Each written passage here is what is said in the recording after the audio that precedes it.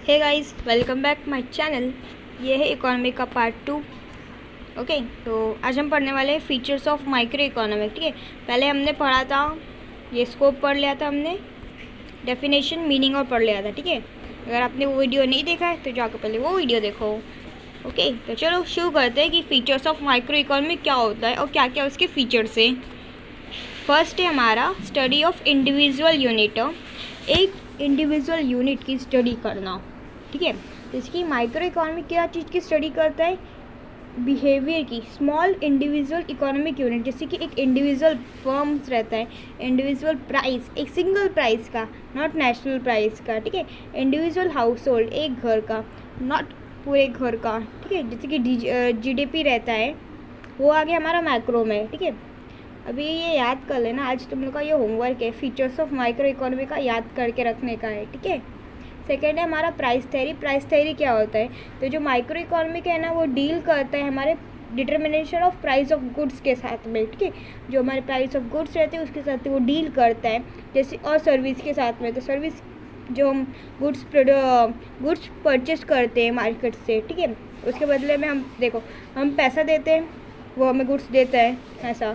और सर्विस में क्या आ गया, डॉक्टर हमको चेक करता है और पैसा लेता है, ऐसा। ठीक है, as well as factor of production, उसको बोलते हैं प्राइस थ्योरी। अब थर्ड है हमारा पार्टिशियल इक्विलिब्रियम।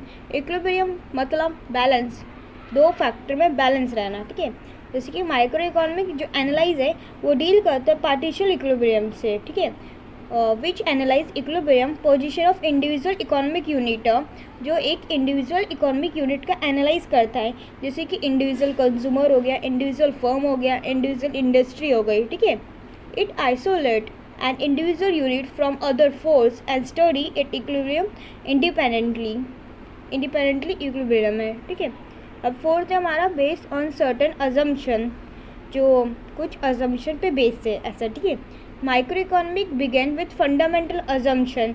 जो माइक्रो इकोनॉमिक है वो किस पे बेस्ड है, फंडामेंटल अजम्पशन, जैसे कि अदर थिंग रिमेनिंग कॉन्स्टेंट्स, ये यानी सर्टेन पैरिबल्स, जैसे कि होता है हमारा परफेक्ट कंपटीशन, लेजी फेयर, ये गवर्नमेंट के वो रहता है। ठीक है, lazy fair policy, pure capitalism, full employment, ये सब क्या है, हमारे अजम्पशन है।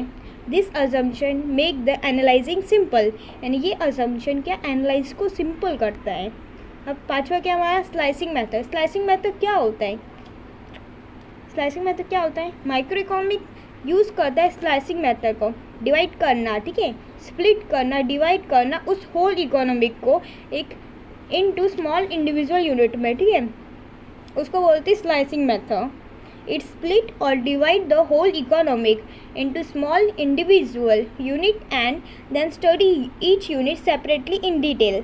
देखो क्या बोला कि स्प्लिट करने का, डिवाइड करने का, जो होल इकोनॉमी को आधा आधा कर लेने का और फिर उसको एक एक यूनिट की डिटेल में स्टडी करने का। ठीक है, जैसे कि स्टडी ऑफ इंडिविजुअल इनकम, एक इंडिविजुअल इनकम की स्टडी करना और एक नेशनल इनकम की स्टडी करना, दोनों में कितना डिफरेंस आ गया।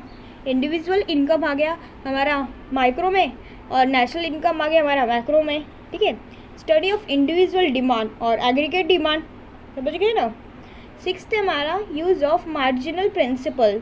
ये the concept of marginal principle, ये क्या की टूल है, क्या है की टूल है हमारा माइक्रो, की टूल है हमारा माइक्रो इकोनॉमिक एनालाइजिंग का। ठीक है, द टर्म मार्जिनल मतलब change growth in total bye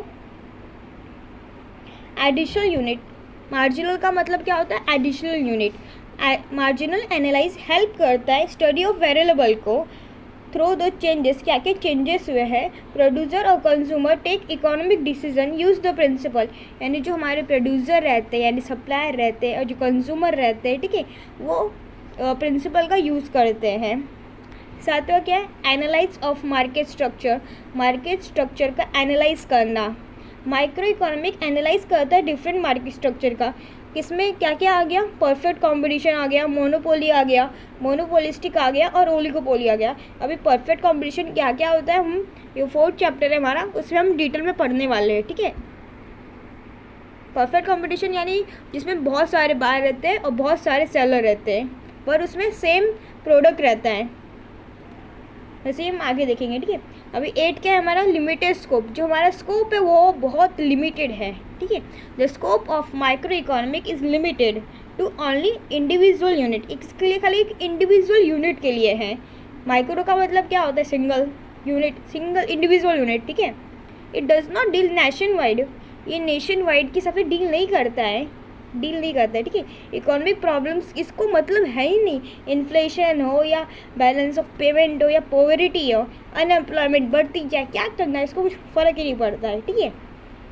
अगर वीडियो अच्छा लगे और समझ में आए तो वीडियो को लाइक करो और कमेंट करो। Thank you for watching.